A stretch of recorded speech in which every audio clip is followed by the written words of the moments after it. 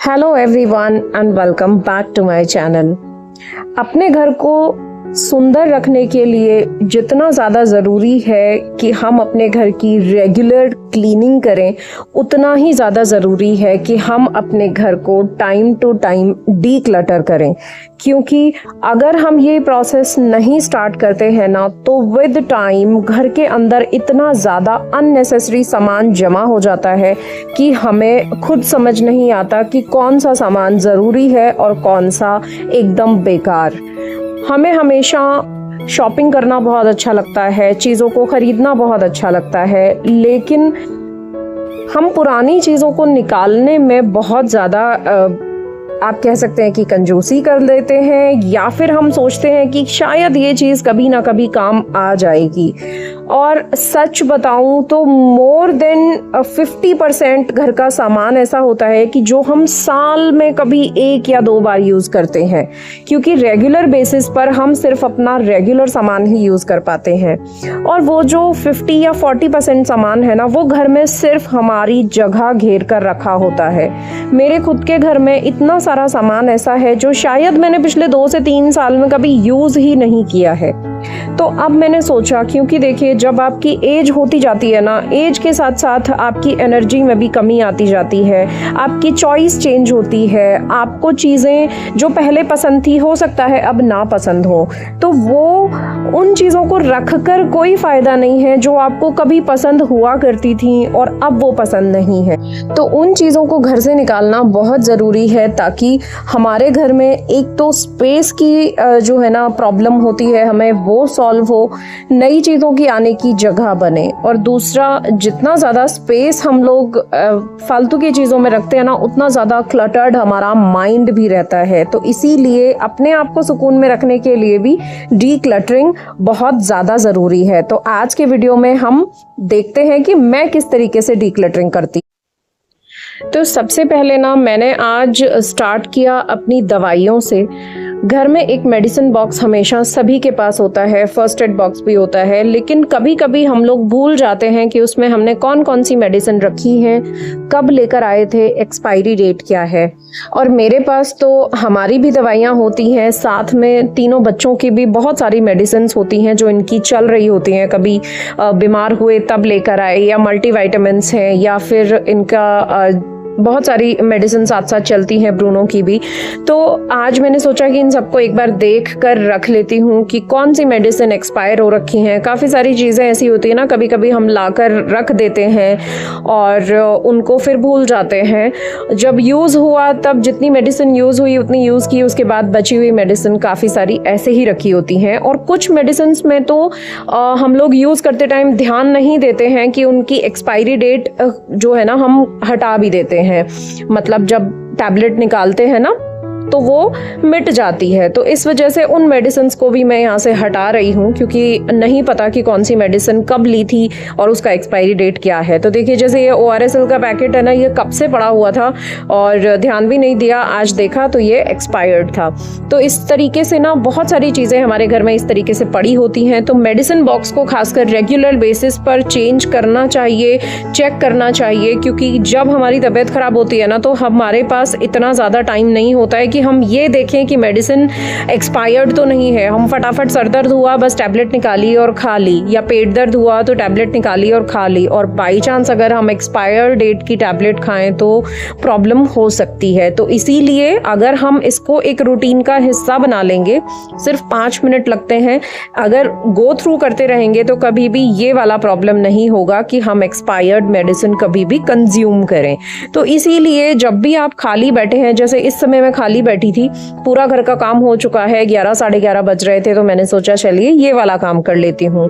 Decluttering को एक burden ना समझ के इसको एक रेगुलर प्रोसेस जब हम बनाएंगे ना, तो हम इसको एंजॉय भी करेंगे और हमें बहुत सारा काम एक साथ भी नहीं करना पड़ेगा। अब आप देखिए 5 मिनट के अंदर मेरा एक बॉक्स डीक्लटर हो गया और उसमें से कितनी सारी मेडिसिन्स खराब निकली हैं। तो आप भी ये हैबिट को अपना सकते हैं कि 5 मिनट दीजिए और आपका एक कॉर्नर डीक्लटर हो जाएगा।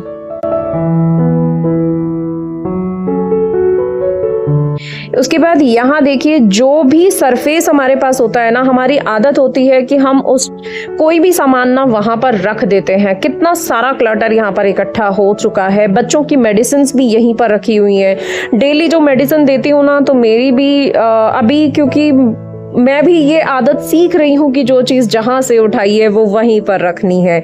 ज़रूरी नहीं है कि हम कितने भी बड़े हो जाएं तो हम एकदम परफेक्ट होते हैं। परफेक्ट कभी भी कोई नहीं होता है। लर्निंग प्रोसेस हमेशा चालू ही रहता है। तो यहाँ पर मेरे पास अलमारियों की बहुत ज़्यादा कमी है, तो मुझे जो भी सरफेस दिखता है ना, कभी कभी वहीं पर सारा सामान मैं रख देती हूँ, लिटरली डंप कर देती हूँ, और फिर एक दिन जो है ना उसकी सफाई करती हूँ। तो आज मेरे साथ वही हुआ कि मैंने इतना सारा सामान यहाँ पर जो डंप करके रखा हुआ था ना, तो आज मैं उसको क्लीन कर रही हूँ। आप लोग ये आदत मत रखिएगा मेरे जैसी, मुझे क्योंकि प्रॉब्लम होती है इससे, लेकिन मैं क्या करूं, आदत से मजबूर हूं। कभी कभी नहीं इस चीज़ को मैं ना अडॉप्ट कर पाती हूं कि जहां से जो चीज़ उठाई है उसको वहीं पर रखें। और ऑर्गेनाइजिंग में ये सबसे ज़्यादा इम्पॉर्टेंट चीज़ होती है कि जब तक आपने जो चीज़ जहां से उठाई है वो वापस वहां नहीं रखी है तो घर हमेशा मैसी ही लगेगा। तो मैं धीरे धीरे सीख रही हूँ। अच्छा लग रहा है। आप देखिए कितना सुंदर लग रहा है। बिल्कुल कोई क्लटर यहाँ पर नहीं है। जो ज़रूरी चीज़ें हैं वो यहाँ पर रख दी हैं। उसके बाद मैं आई हूँ अपनी ड्रेसिंग टेबल के पास। ड्रेसिंग टेबल में आज मुझे ना ये चूड़ियाँ डीक्लटर करनी है, क्योंकि चूड़ियाँ मुझे ख़रीदे हुए भी बहुत टाइम हो गया है। आई थिंक 4-5 साल से मैंने ना कुछ ज़्यादा खरीदी ही नहीं है। और ये सारी जो चूड़ियाँ हैं ना ऑलमोस्ट 6-7 साल पुरानी हैं। तो काफ़ी सारी चूड़ियाँ ऐसी हो गई हैं जिनके कलर चले गए हैं, शाइनिंग चली गई है, मैं पहनती भी नहीं हूँ। तो उनको आज मैं हटा रही हूँ। साथ साथ फिर एक बार सारे प्रोडक्ट्स जो हम यूज़ करते हैं उन पर भी नज़र मार लेंगे कि वो कहीं एक्सपायर तो नहीं होने वाले हैं, या नियरली एक्सपायर अगर होने वाले हैं तो उनको हम पहले यूज़ कर लें। हालांकि ये वाला काम ना थोड़े टाइम पहले मेरी सिस्टर आई थी, वो करके चली गई थी, तो मुझे उतना ज़्यादा जो है ना डीपली ये काम अभी के लिए नहीं करना पड़ेगा, क्योंकि वो सारा सामान ना सेग्रीगेट करके चली गई थी। जो एक्सपायर हो चुके थे उनको हटा दिया था, और जो एक्सपायर थे उनको एकदम सामने वो रख कर गई थी कि मैं उनको जल्दी से यूज करके कंज्यूम करके खत्म कर लूं। तो इस वजह से इस बार मुझे ये वाला काम जो है ना बहुत ज्यादा डीप में नहीं करना पड़ा। आप नेल पेंट्स, लिपस्टिक्स और जो भी लिप लाइनर या जो भी आप ब्यूटी प्रोडक्ट्स यूज करते हैं ना, उनको आप एक बार जरूर गो थ्रू कीजिए हर मंथ, ताकि कोई भी एक्सपायर्ड प्रोडक्ट हम अपने ऊपर या अपनी स्किन पर ना अप्लाई करें, जिससे हमें कोई भी इन्फेक्शन ना हो।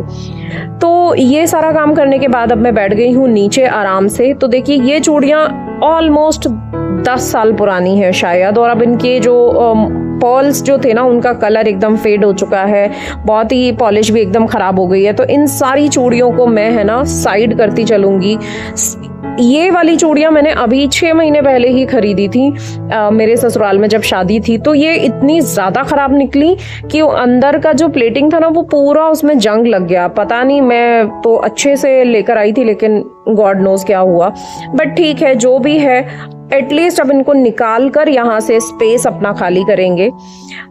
कभी कभी ऐसा होता है कि बहुत ज़्यादा पसंद की चीज़ भी होती है ना हमारी, तो हम उसको डिक्लटर नहीं कर पाते, हम उसको निकाल नहीं पाते हैं। लेकिन बस यही तो हमें सीखना है कि जब तक हम पुराने को छोड़ेंगे नहीं, नया आएगा कैसे।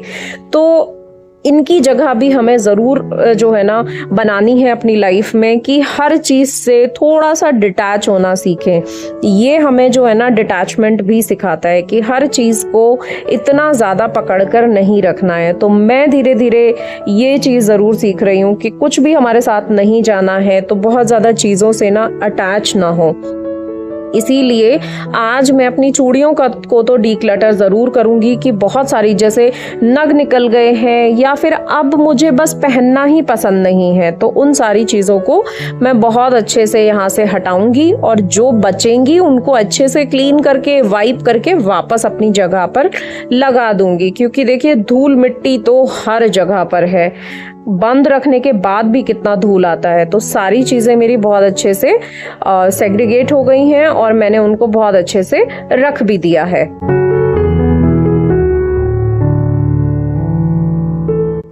इसके बाद डीक्लटरिंग की बारी है कुछ अप्लाइंसेस की। तो किचन में हमारे पास ना बहुत सारे अप्लाइंसेस होते हैं जिनको हम डेली यूज़ में जो है ना यूज़ करते हैं। जैसे ये मेरे पास एक आटा मेकर था, ब्रेड मेकर भी आप बोल सकते हैं इसको, एक्चुअली में ब्रेड मेकर ही है, बट मैं इसमें सिर्फ आटा ही गूंदा करती थी। ये एकदम ख़राब हो गया है। अब आप इसकी क्वालिटी देखिए कि कितना ज़्यादा जंग इसके अंदर लग चुका है। तो मुझे ये मैंने लाइफ लॉन्ग ब्रांड का लिया था।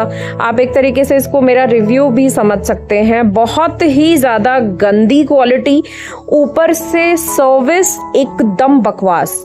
ये लोग मतलब अगर अंडर वारंटी प्रोडक्ट नहीं है ना तो उसके लिए ये सर्विस दे ही नहीं रहे हैं। सिर्फ 1 साल की वारंटी, और 1 साल में आप 6,500 का प्रोडक्ट अगर आपका ख़राब हुआ है तो आपको उसका सर्विस मिल जाएगा। अगर 1 साल के बाद ये प्रोडक्ट ख़राब होता है तो वो कोई सर्विस, पेड सर्विस भी नहीं दे रहे हैं। तो ये कितनी ख़राब चीज़ है। मतलब इसका जो है ना, जो कोटिंग थी वो भी उतरना शुरू हो गई थी और बहुत ही ज़्यादा गंदा प्रोडक्ट निकला, बहुत ही गंदी मेरी परचेजिंग निकली। तो अब फ़िलहाल मैं इसको डीक्लटर कर रही हूँ क्योंकि ये ठीक मार्केट में भी नहीं हो रहा है। उसके बाद ये एक मिक्सर है, मैंने अगारो का न्यूट्री ब्लेंड लिया था कुछ 4-5 साल पहले, शायद 4 साल हो गए हैं, और ये भी आउट ऑफ वारंटी है। तो अगारो की सर्विस भी फ़िलहाल तो मुझे देखिए नहीं पसंद आई, क्योंकि एक तो इसका प्रोडक्ट जो है ना इतनी जल्दी ख़राब हुआ, इतनी जल्दी तो नॉर्मल मिक्सर भी ख़राब नहीं होता है। और आजकल अगारो इतना ज़्यादा हाइप क्रिएट कर रखी है उसने यूट्यूब पर भी कि हर जो यूट्यूबर है ना उसके साथ कोलैबोरेट कर रहा है।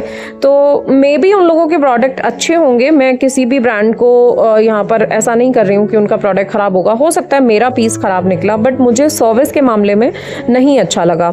और मैंने अब जाकर मैंने सर्विस के लिए बात की तो उनका जो पेड सर्विस भी है ना वो इतनी महंगी है कि मुझे कोई फ़ायदा ही नहीं लगा कि मैं इस पर, पुराने प्रोडक्ट पर मैं हाफ ऑफ द प्राइस की सर्विस पे करूँ। 4,000 का मैंने ये ख़रीदा था शायद, और अभी उस पर 1,500-2 हज़ार का इसमें खर्चा आ रहा है। तो मुझे बिल्कुल भी ठीक नहीं लगा। तो मैं अब इसको फ़िलहाल, मैंने मार्केट में भी इसको दिखाया, मार्केट में ये ठीक नहीं हो रहा है। तो फाइनली आज मैं इसको निकाल रही हूँ ताकि ये यहाँ से जगह भी ना घेरे और एक काम और ख़त्म हो। उसके बाद अपने राशन पर, पैंट्री पर भी ज़रूर नज़र मारिए। कुछ चीज़ें ऐसी होती हैं जो हम टेस्ट के लिए, ट्रायल के लिए ख़रीद के लेकर आते हैं और हमें बिल्कुल भी वो पसंद नहीं आती हैं और वो महीनों हमारी किचन में पड़ी रहती हैं।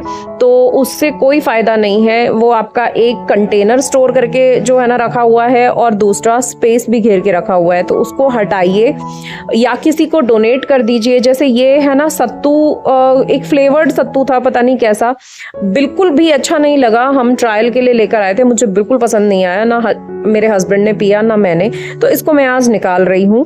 एटलीस्ट बाहर चींटियों को डाल देंगे तो वो कम से कम खा पाएंगी। और ये देखिए मसाले कुछ हम लेकर आते हैं अलग से किसी भी रेसिपी के लिए, कभी वो एक्सपायर हो जाते हैं रखे रखे क्योंकि हम वो रेसिपी कभी बना ही नहीं पाए या फिर हमें उसका टेस्ट ही पसंद नहीं आया। तो आज मैं इनको भी निकाल रही हूँ। इसी तरीके से आप भी चेक कर सकते हैं पेंट्री में जो भी एक्स्ट्रा स्पाइसेस आप लेकर आए हैं जो एक्सपायर हो चुके हैं, या तो फिर आपको वो रेसिपी दोबारा बनानी ही नहीं है और आपको उसका टेस्ट ही पसंद नहीं आया, तो आप उसको निकाल दीजिए। इसी तरीके से अपना फ्रिज भी रेगुलरली चेक करना है कि वहाँ पर भी कोई आइटम ऐसा तो नहीं है जो एक्सपायर्ड हो। मेरे पास अभी बहुत ज़्यादा एक्सपायर्ड प्रोडक्ट नहीं निकले हैं क्योंकि जैसा कि मैंने बताया ना, मेरी छोटी सिस्टर आई थी, वो सारा इस बार डीप क्लीनिंग करके गई थी। जब मैं ससुराल गई थी तो वो पीछे से घर पर ही थी, तो उसने बहुत सारा सामान ऐसा निकाला था जो कभी हम ट्रायल के लिए लाए थे। कुछ सॉसेज होते हैं, जैम होते हैं जो हमें नहीं पसंद आए, दोबारा कभी हमने खाया ही नहीं। तो उस टाइप की चीज़ें उसने ना काफ़ी सारी निकाली थी। बहुत डांटा भी था मुझे, छोटी है तो क्या हुआ, बट समहाउ मुझे कभी कभी नई कोई चीज़ पसंद आती है तो वो महीनों अगर पड़ी रह गई है तो वो किसी भी काम की नहीं है। इससे बेटर है आप उसको या तो डोनेट कर दीजिए किसी को अगर खाना है। अगर आपके घर में मेड आती है, आप पूछ लीजिए उनसे, अगर वो कंफर्टेबल है ले जाने के लिए, उनको पसंद आता है तो वो आप उनको दे दीजिए अगर वो यूज़ के लायक है तो, और अगर एक्सपायर्ड है तो आप उनको डिस्कार्ड कर दीजिए। तो मैं भी आज वापस से सारी चीज़ें चेक कर रही हूँ कि कोई भी चीज़ एक्सपायर्ड तो नहीं है। तो फिलहाल के लिए कोई भी चीज़ मुझे एक्सपायर नहीं मिली और सारी चीज़ें एकदम इंटैक्ट हैं अपनी जगह पे, तो ये अच्छा है। 5 मिनट का टाइम लगता है और आप इस तरीके से अपनी किचन को भी जो है ना अप टू डेट रख सकते हैं कि कोई भी चीज़ अगर एक्सपायर होने वाली है तो उसको हम जल्दी से कंज्यूम कर लें, कुछ ना कुछ रेसिपी में उसको यूज़ कर लें।